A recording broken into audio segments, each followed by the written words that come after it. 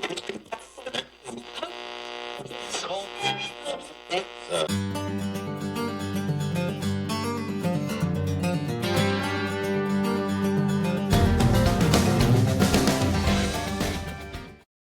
and gentlemen, welcome to this episode of the Horsemanship Journey podcast. My name is Shane Jacob, your host. Thank you for taking your time to be here with me today. If you're the parent of a teen, this is your podcast. I want to give a shout out to J.W. Brooks, sporting my new black hat today. He, whether it's for work or for dress, I think J.W. Brooks hats, custom hats, are the best in the West, the best in the world that I've tried. And I've tried a lot of custom hats. I have some experience in that area. Even tried to be a hatter at one point when I was a young man, but that's for another day. Anyway, today's topic is a lot of people are asking, and I think a lot of people get confused around the topic of boundaries. Okay, so just want to talk a little bit today about boundaries. So boundaries are a way that they're a way that we take care of ourselves. Okay, they're not something that we do to or create for other people. Okay, I think of a boundaries like a fence. My great grandpa used to say that good fences make good neighbors. Okay, now he was in the sheep business, but I think that was a literal meaning and a much more broad meaning too.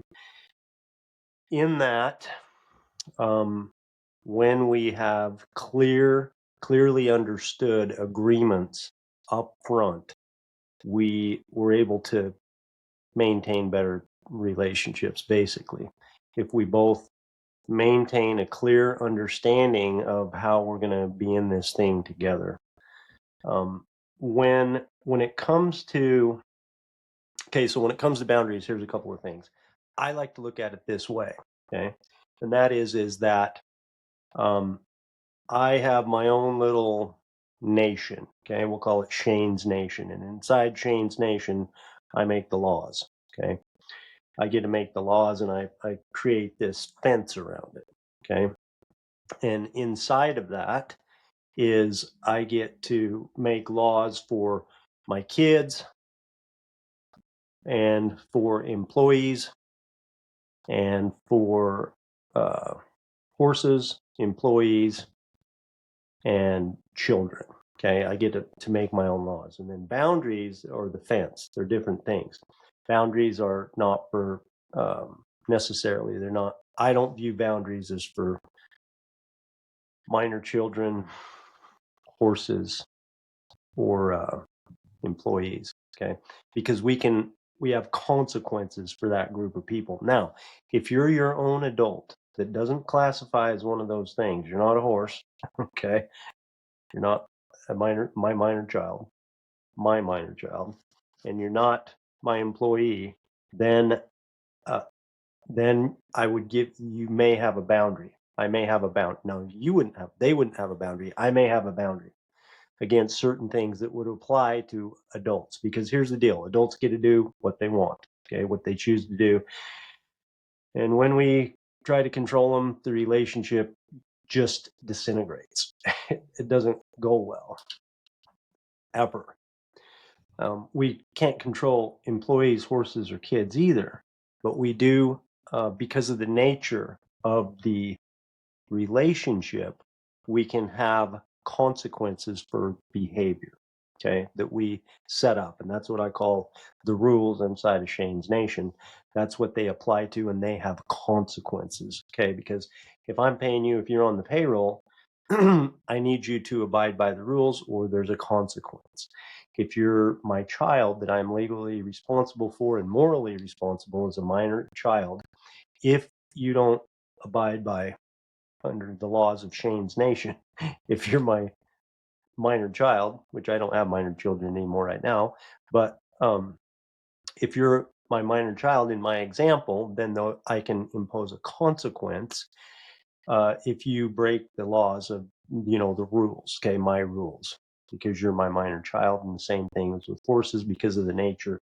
I am I have a stewardship over this horse. And so in order to have, I want the horse to come my way, and I have a desired result for the horse. I want him to do what I want him to do. And in order to do that, there can be a consequence, right? Consequence is not a punishment. There's a difference between a consequence and a punishment, right? Consequence is if this, then that, and it hopefully is coming from a place of love, right? Um, not from punishment. Okay, it's kind of self-explanatory, I hope, the difference between a consequence and a punishment. So let's come back to boundaries. Okay, a boundary, if we just kind of think of it as a fence around us of the way things that we will accept things to be in our lives. So like, for example, if you push me, if you physically harm me, if you strike me, if you say the F word, or you're constantly swearing, if you smoke in my vehicle, if whatever. Okay. These are things that you will not expose yourself to. Okay. So remember, just because you have a boundary, that still means that that other humans and horses, they still get to do what they want. Okay. But a boundary is stating what you will do if a request that you make is not honored. Okay. It's not like, well, I'm going to do, whatever. If you do this, then I'm going to do this. I'm tired of you. I'm putting up a boundary. That's not how a boundary works. A boundary is stating what you will do, okay, if a request that you make is not honored. Okay, boundaries are how you will act in a certain situation. So they have a clear consequence is something that you'll do, not what you will do to them. A consequence that does not apply to them, it applies to you. For example, if you smoke in my truck, no, if you smoke in your truck with me, I will have to get out. That could be an example. If you walk into my house without knocking, or if you come to my house without talking to me first, I'm not going to let you in. Or those are a couple of examples. So if you do that, if you smoke in your truck when I'm with you, I will get out. If you are using the F word all the time, I'm going to go away from you, okay, while you're doing that. If you come over to my house, like I said, and you didn't make an appointment, I'm not letting you in, and I'm not even talking to you. You can knock on the door all day, but the door's going to be locked. I'm not letting you in. If this, then that. So what is not a boundary violation is just requesting, what we want people to do, making a request of what we want people to do, with a consequence. Consequences, when we want people to do something and we put a consequence in it, that's called manipulating. Okay, unless, like I said, for kids and employees and horses.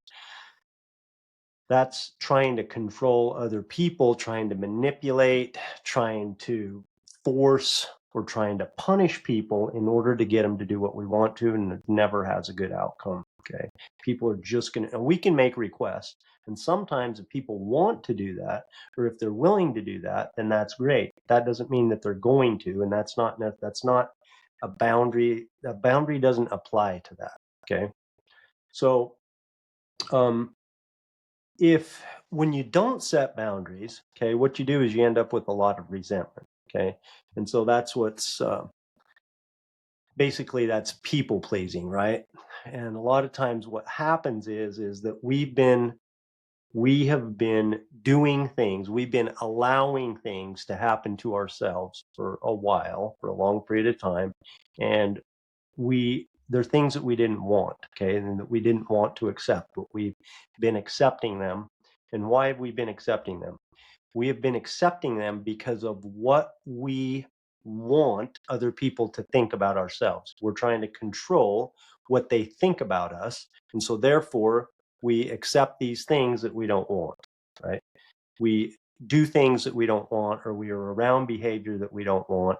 We agree to do things that we don't want. We let you in when you just show up, and we let you keep walking into our house, and we smile through it, and we grit our teeth, and inside we're just like seething. Okay. And it comes out. People think that, they may not know really what the problem is because, hey, I just walked in your door and you didn't say don't walk through the door. So here I am. I don't know why the hell you're so unhappy.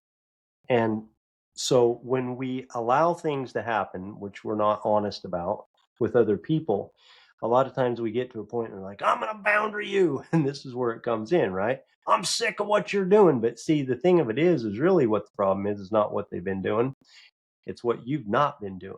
Okay. What we have not been doing. And trust me, I know all about this. I have sometimes still have a hard time, like we all do, when specifically when we know people are coming from a place of good intent, right? They're just being kind.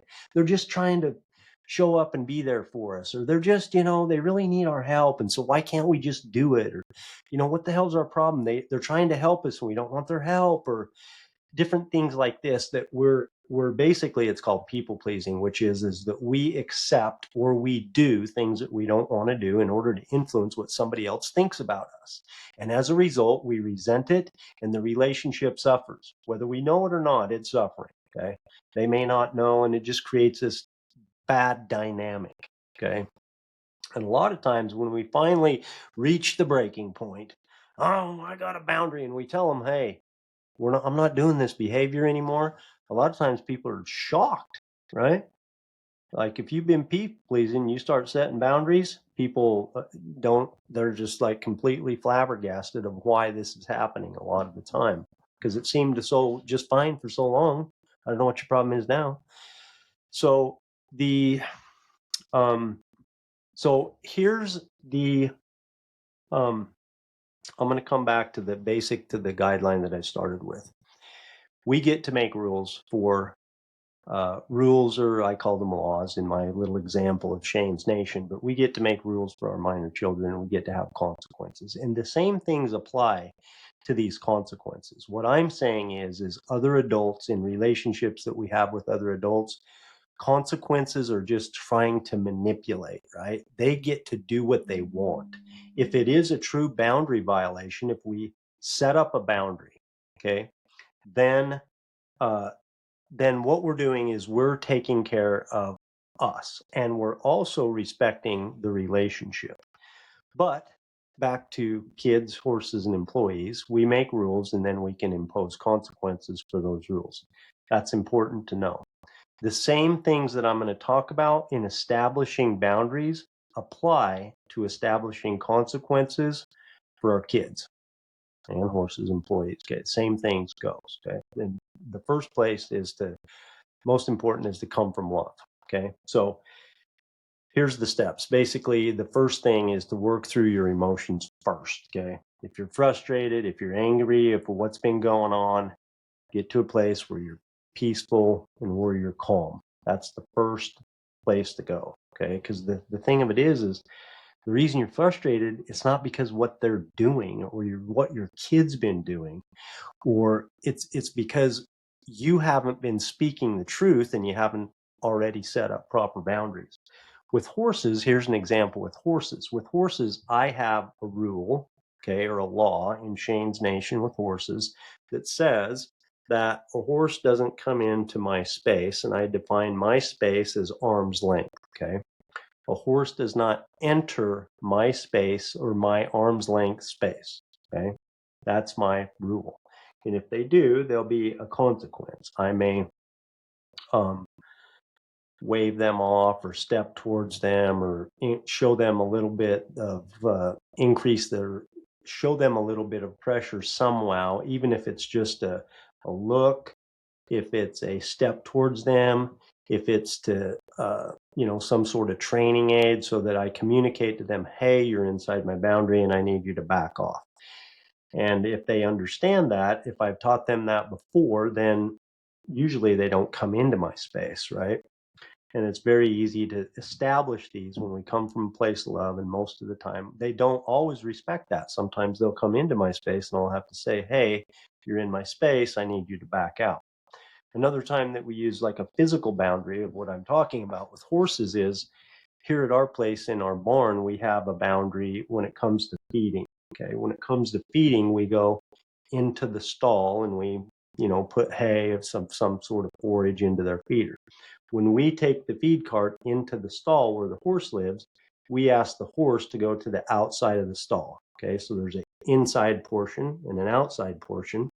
There's like a door, a space there, and a little, an outdoor from this wall. So we ask them to go out to the outside while we come in with the feed cart and feed until we go back out. So, and we've established this,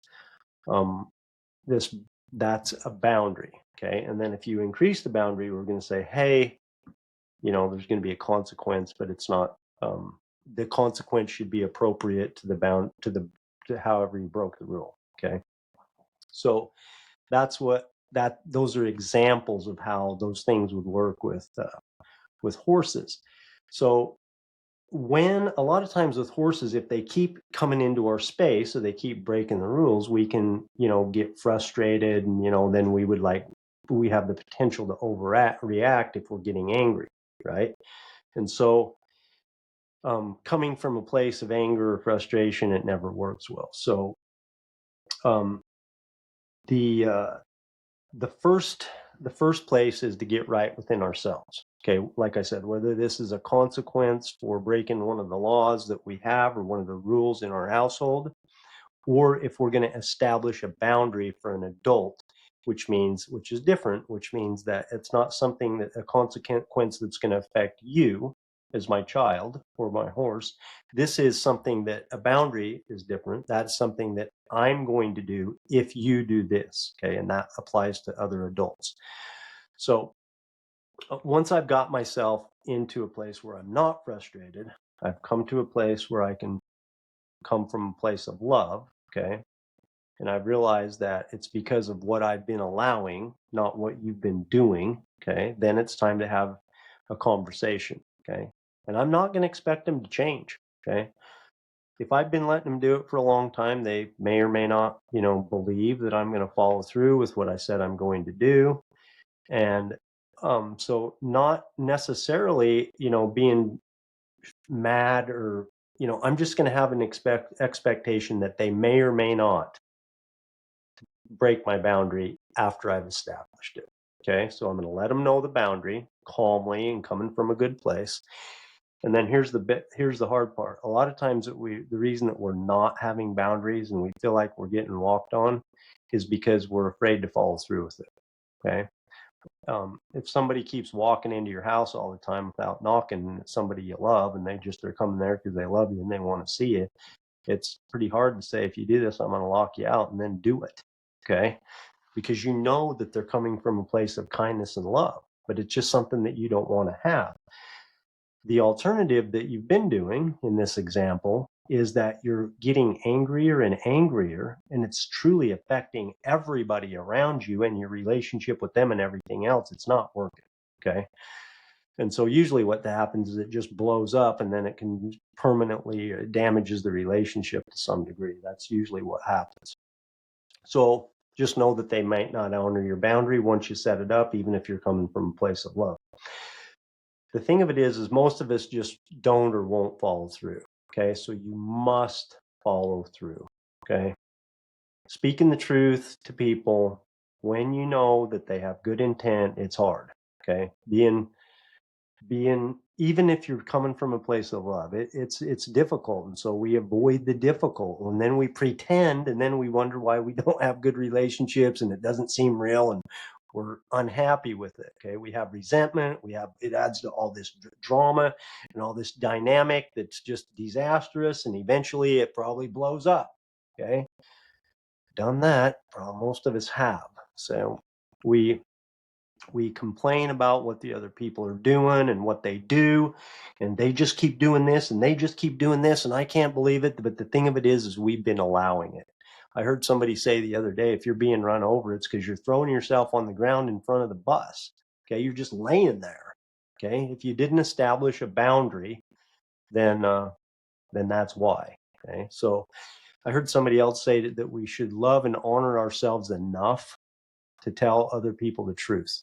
Okay, for the sake of ourselves and for the sake of the other person in this. Okay, and for the relationship, which I believe is true. I think that if we come, I think that just because somebody is coming from a place of good intent and coming from a place of kindness is not enough that we have to acquiesce or to do things that we don't want to do if we're going to resent it. Okay.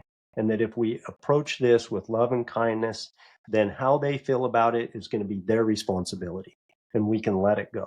And they may not like it and they may have their feelings hurt because they're probably going to, because they've been doing the same thing and they're coming from a good place.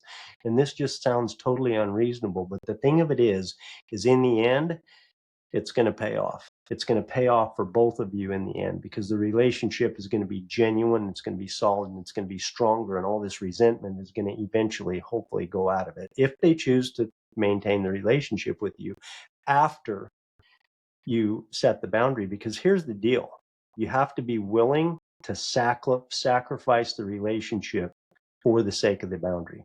That's how, if they make a boundary violation, you have to be willing to sacrifice the relationship. Okay. So if I say, if I set the boundary and you keep breaking the boundary, then I must follow through with it. Okay. We're responsible for how we feel. It's not what they're doing that's the problem. It's what we allow to have happen in our own nations, right? In our own lives, inside of our own circle of influence, inside of our own world. If people choose to be hurt or they choose to be offended, that's not on us. If we come from a place of love, then that's what we can do. Come from a place of unconditional love. If you don't feel peaceful, if you don't feel loving, if you're just trying to manipulate their behavior so that you don't have a consequence, if you're blaming, if you're negative, if you're frustrated, you're not ready to set a boundary. Okay. Remember, people and horses get to do what they want. And bad boundaries or no boundaries, bad boundaries mean ones that you don't enforce, or no boundaries, or a disaster. Okay. You feel like you're getting run over all the time. So boundaries can be amazing tools to improve relationships when they come from a place of love. Okay. Recap on the difference is that horses and kids and employees, we have rules or laws, and we can have consequences for those. And we want to set those up the same way that we would set up a boundary for an adult. Okay, coming from a place of love and having a consequence that's appropriate for the behavior. Okay, that's important. The biggest part is coming from a place of love. Adults and kids and horses, they're going to do what they want. And so the most important part of this is, as we know, is how what's inside of us is going to come out. So if we're loving ourselves and we're committed to that, then we are developing the capacity to love our kids and to love all of the people that we deeply care about more. And that's why we're here. Thank you for joining me today. And remember, you cannot fail as long as you don't ever stop chasing it.